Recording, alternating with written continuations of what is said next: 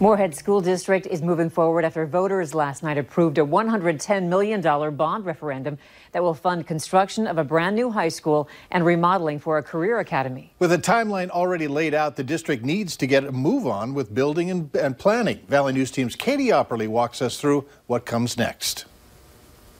Assistant Superintendent Tamara Usselman said the Moorhead School District woke up ready to work after voters overwhelmingly said yes to the bond referendum. Our first goal is to get the high school parking lots moved, because that's where the construction of the new academic wing is going to be, the 3-story academic wing. So that'll happen in the spring. You heard that right. Construction is supposed to begin as early as spring 2020. From a piece of Moorhead's history to a building representing innovation and a promising future, the new high school is expected to be built by 2024. What we're going to start doing is mapping out the work with more depth, and then once you move into it, to really make certain that we deliver a high quality building on time, at or under budget. We're committed to that. Usselman tells us the $110 million will fund the demolition of the current high school, will build the new high school, and will convert what used to house Sam's Club into a career academy. What we did is take a look at square foot that we would need to serve the number of students we have and the kind of programs that we're talking about. And then we were able to determine the total amount of the bond package.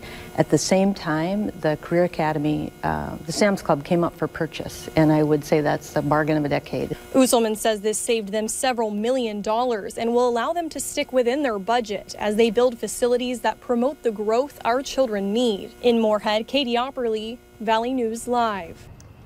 For more illustrations of the new facilities and a more in-depth timeline of construction, you can visit our website, valleynewslive.com. Rolette County authorities want you to be on the lookout for a man who is considered to be armed and dangerous. 29-year-old Donovan Azure is wanted for alleged violations of supervised release. He has prior convictions of assaulting and resisting a federal officer and possession of a short-barreled shotgun.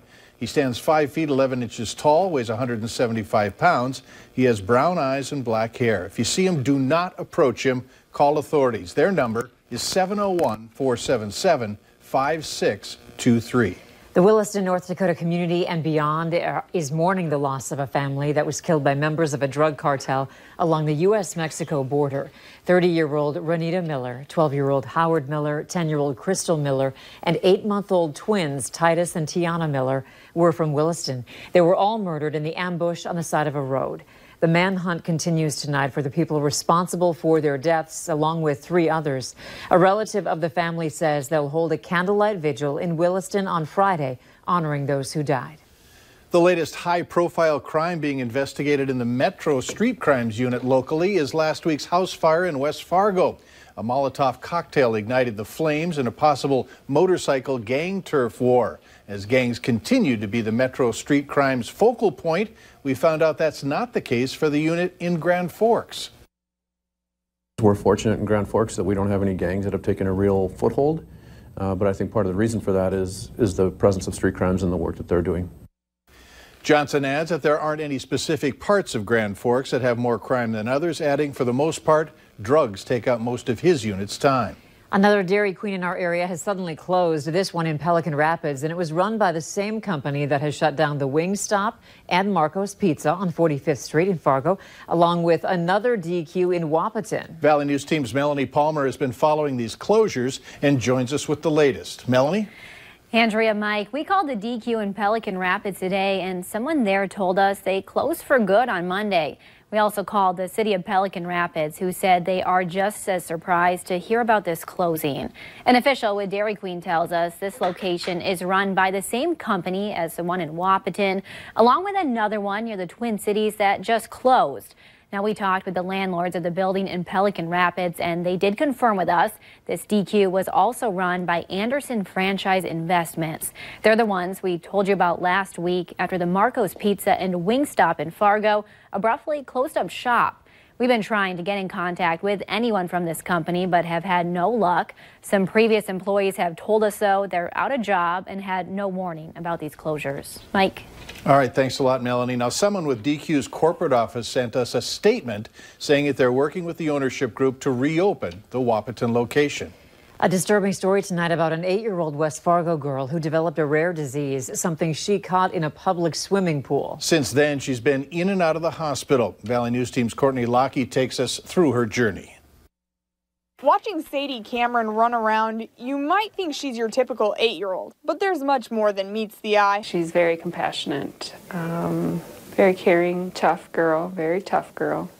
Has shown that the last few months. Sadie and her family spent a lot of time at the pool this summer, but after a day of swimming in July, her mom Katie says she noticed something was off. Sadie became very sick very fast. One day makes a big difference, kind of turned our life upside down. Doctors ended up diagnosing Sadie with a rare disease called hemolytic uremic syndrome, or HUS. Her mom says it developed after she got E. coli from the pool. From there, she tells us the bacteria was producing toxins that are still attacking Sadie's kidneys. It was pretty scary.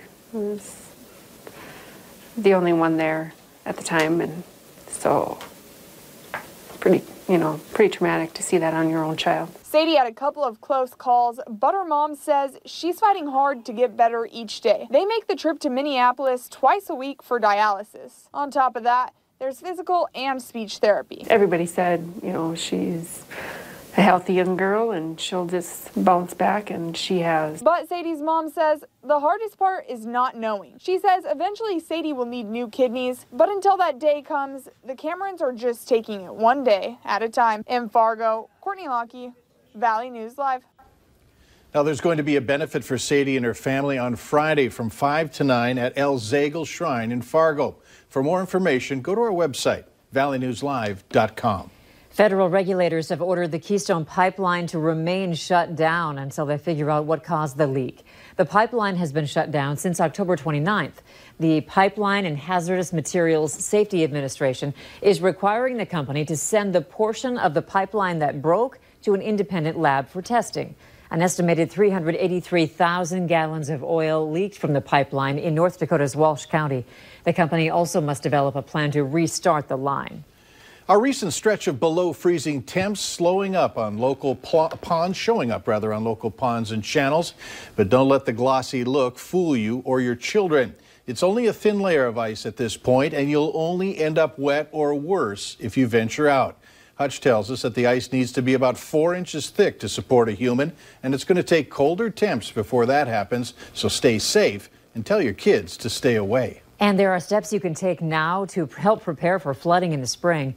FEMA says your landscaping can help. Make sure your property has plenty of drainage with features that divert water away from your home. Also, move valuable items higher up in your home, or at least on shelves, so that if it does flood, they won't get damaged. And finally, get your flood control products in place. That way, you won't be scrambling to buy them when everyone else is. Valley News Live 10 at 10 continues with no wait weather. A chilly night here in the FM as we look into downtown from our studios here in South Fargo. Definitely has that chilly look to the air out there, and it feels just cold out there. Not much wind. It has tapered off a little bit. It's under 10 miles per hour, but still wind chilly. Feels like 8, even though your thermometer on the car says 19 degrees. Passing clouds in the FM area, and from time to time, a few flurries still here in the south. Where you see this blue area, that's some warmer temperatures. Elsewhere, we are in the single digits. Grand Forks, Langdon, Valley City, and Gwinner. 10 in Jamestown. Off to the east, we have 14 in Baudette, 18 in Detroit Lakes this hour, with 16 in Wadena. Factor in the winds. Feels like it's below 0 on exposed skin in places like Grand Forks and Langdon. All in all, it's just a little on the chilly side. Here's a close look at the radar. We got it tuned into the weakest of echoes, if you will. Just a few flakes drifting through the atmosphere. Another band heading toward the FM area. And that trend is continuing into the overnight hours. But notice the satellite showing, for the most part, we have clear skies across the valley with just a couple of hiccups. More concentrated snow from Des Moines all the way out towards Chicago. Your hour-by-hour forecast for the overnight hours shows single digits aplenty out there. Wind chills below 0. A pretty chilly night and start to your day as well. We'll see some sunshine as we go through the first hours as temperatures will start climbing. The big difference between our Thursday and today will be that the wind speeds will be less robust and more of a southerly and westerly component to the winds as opposed to straight out of Canada. So there'll be a chance to at least have it feel a little warmer, even though the thermometer won't be significantly warmer than what we saw for today. Quiet weather across the region, not expecting much in the way of snow. Your hour-by-hour planner in Fargo at the bus stop in the morning, near 10 degrees. We'll see a few clouds, those winds more southwesterly at only 5 to 15 miles per hour, making that, well, near 30-degree afternoon temperature feel a little better than today's weather did. We'll see some low 20s up along and north of Highway 2, 22 in Detroit Lakes as well. Basically along and south of Interstate 94, a decent chance at some mid and upper 20s for your Thursday afternoon. So temperatures are not soaring like this bald, beautiful eagle. Mary capturing this near Northwood and up against a very cold-looking sky. Indeed, that's the case. Friday, the warm day of the weekend, 36 degrees. That's still about 10 degrees subpar for this time of the year, but we'll take it. We're still in the 30s for you going out to enjoy the tailgating activities on Saturday, mid-30s, but a chance of some mixed precipitation as a weather-making system moves through. And then look what that does to our temperatures for the second half of your weekend. Breezy on Sunday, down in the 20s, and then morning lows in the single digits with highs only in the teens for a good portion of next week. All in all, you know, the cool weather just continues to beat on here. The good news is none of these snow-making systems are really producing a ton of moisture, and that is much needed. We definitely need to dry off a little. And you forgot the best part, maybe warmer temps. They're right there in black and white. Am I making it up? Yeah, in the near Friday, future. 36, Saturday. Do we have No, that graphic? Warmer than that, yeah. Oh, warmer than that, Yeah. Friday, 36, Saturday, 35. We'll work on it. Yeah. And okay. a big bowl of chili, maybe. All right.